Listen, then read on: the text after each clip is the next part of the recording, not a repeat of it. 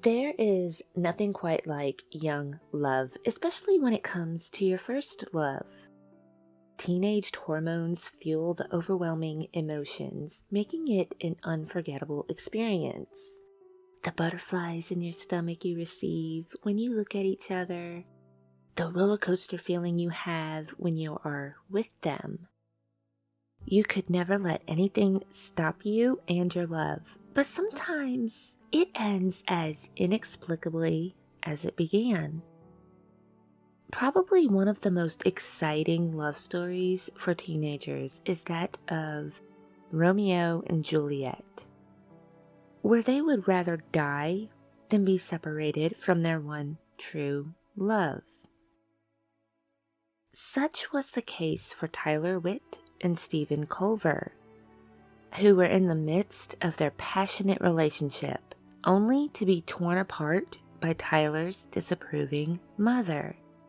The couple made a Romeo and Juliet type pact, but their plans wouldn't go as expected, as an already planned tragic ending became even more sinister.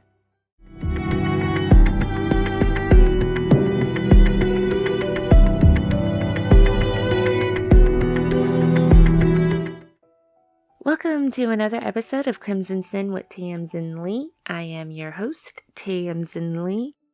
You can find a link to today's show notes in the description. Also in the description, you can find a link to my Buy Me a Coffee page where you can follow or support and stay up to date with the latest from me. You can also find a link to the Tamsin Leigh shop where you can find anything for anyone in your life. Don't forget to like and subscribe to stay up to date with the latest episodes.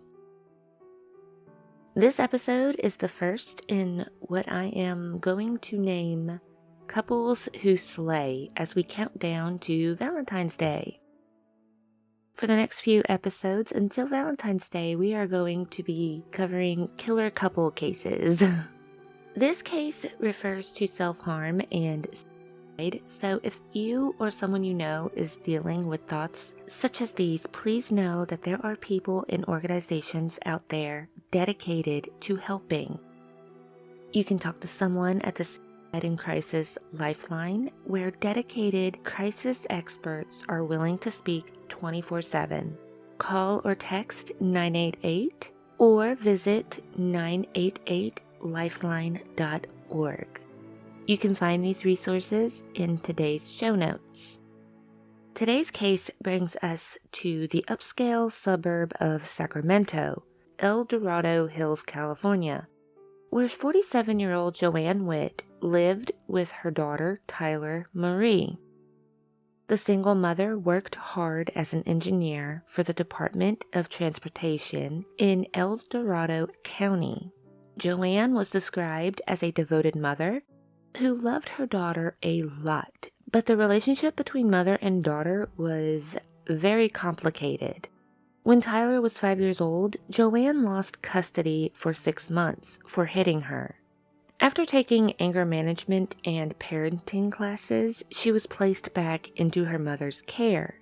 But the relationship between them would only grow more strained and sometimes combative as Tyler grew older.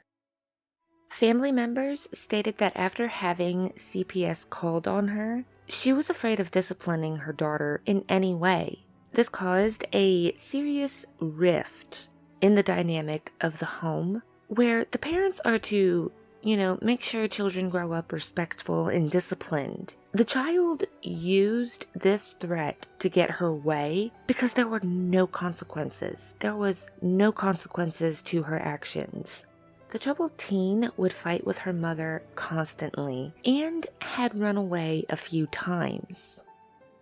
14-year-old Tyler was in her freshman year at Oak Ridge High School in December 2008, when she began spending time at a local coffee shop called The Habit. This is where she met 19-year-old Steven Colver. By January 2009, the two goth kids, accompanied by their friends, would frequent the shopping centers and spend a lot of time together. Tyler and Steven found that they had a lot in common. They both dressed in the same emo fashion and shared a love for anime. Neither could anticipate that they would soon create a tale so tragic that it could rival any fictional tale. While Tyler was still in high school, Steven was continuing his education at Folsom Lake College. He also worked 6 days a week at a restaurant in Folsom, which is adjacent to Dorado Hills. After college, he aspired to become a math teacher. Every weekend, Tyler and Steven would hang out at the local shops, and soon their friendship began to evolve. The two would speak on the phone constantly.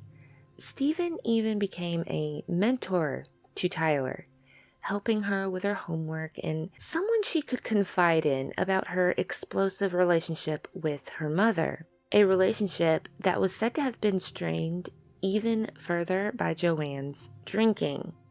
The connection between the two teens deepened in March 2009 when their relationship became physical. He was the first boy she had ever slept with. In the throes of young passionate love, Tyler wrote in her diary, "We will love each other past death. I know I will never stop loving him." Then one day, Steven's father decided that it was time to sell the house and move out of state, which placed his son in quite a predicament, as he would need a place to stay. After all, his whole life was in that town. He was going to college, he had a job, and was in the midst of a new love. But as luck would have it, Joanne Witt was looking for someone to rent a room in her home. Completely unaware of her daughter's love life and her relationship with Steven, Tyler more than happily suggested Steven rent the bedroom. Joanne still had her reservations, as boarding a 19-year-old boy while having a 14-year-old daughter in the home could spell disaster.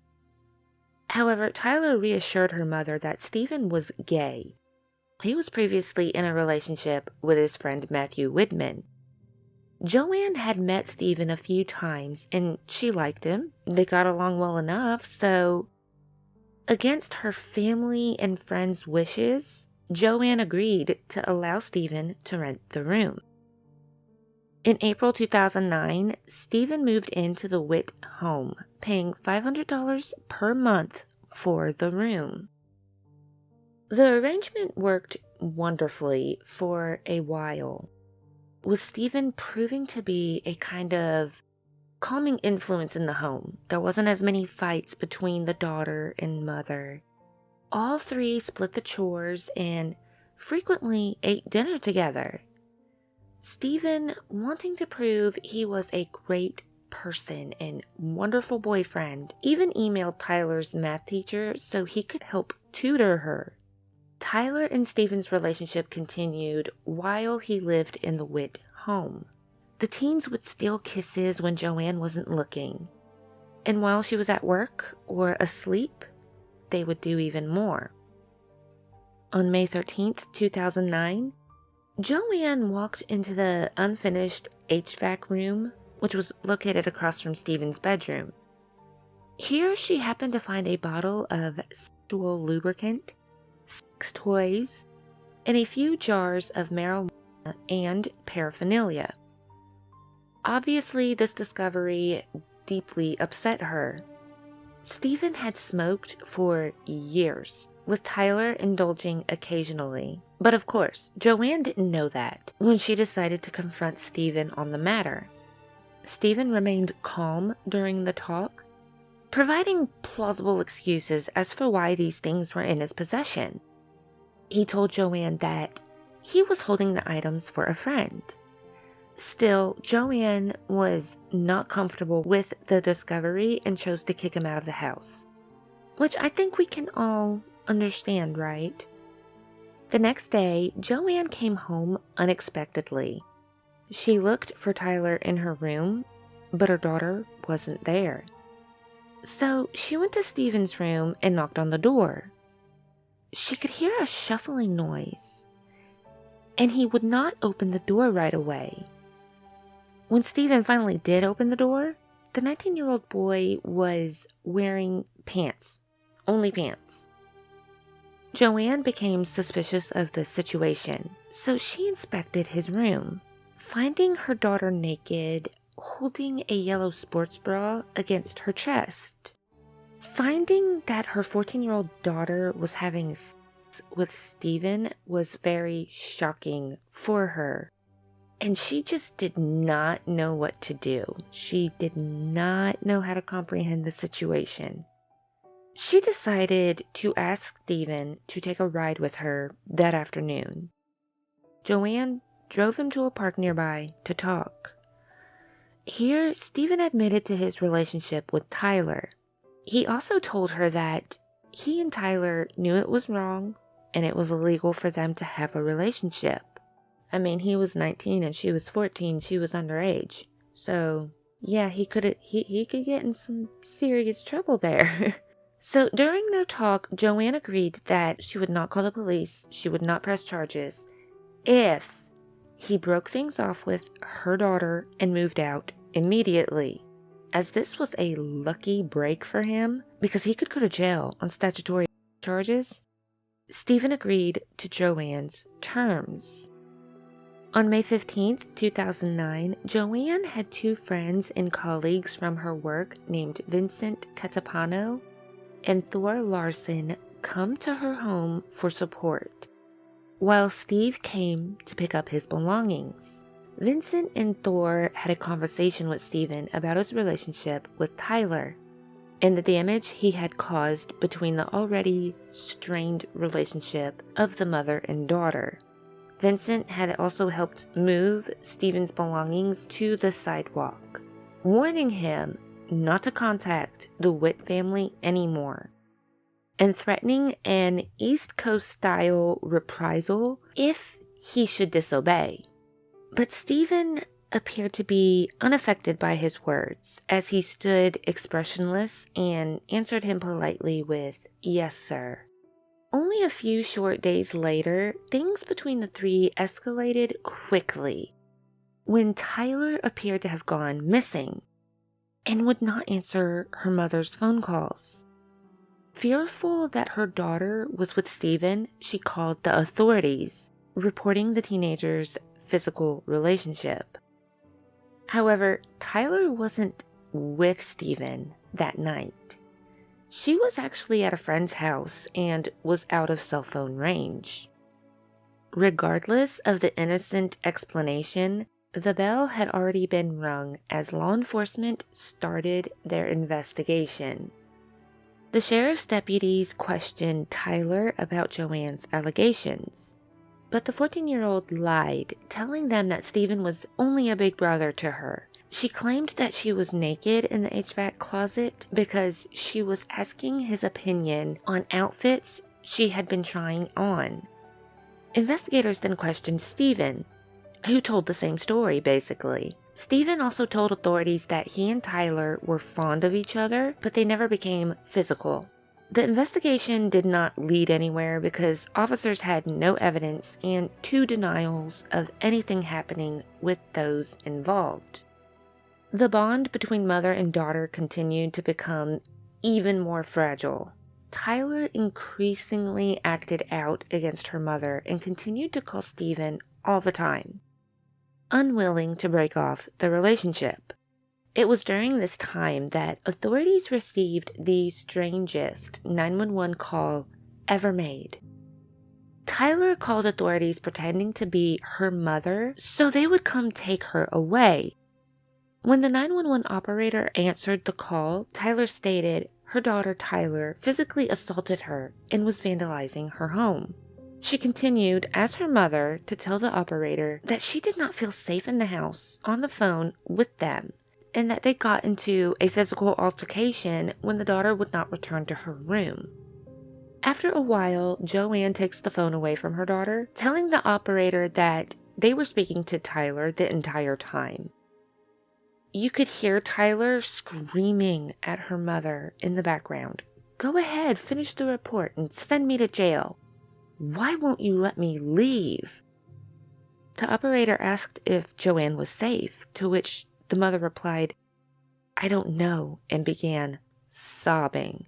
She asked if she was injured, and Joanne replied that she was a little bit, so deputies were dispatched to the scene.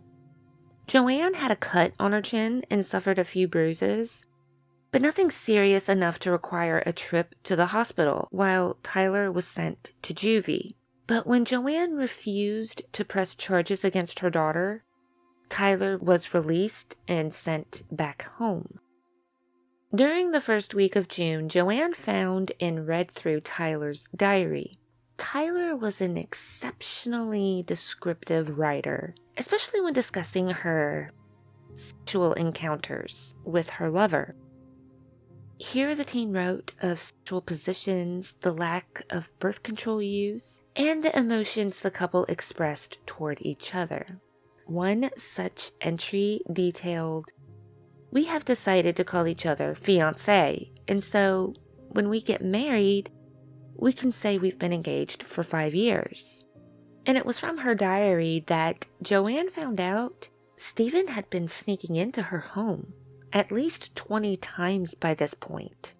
But her relationship with Steven wasn't the only thing she wrote about in her diary. She also detailed the turbulent conflict between her and Joanne. One such entry stated, "My mother is driving me insane. I can't stand her company for more than 5 minutes. I hate her." Tylar would further detail fantasies about her mother dying in a car accident. Joanne was faced with more problems now. She had the evidence she needed against the lying teens to bring charges against Steven.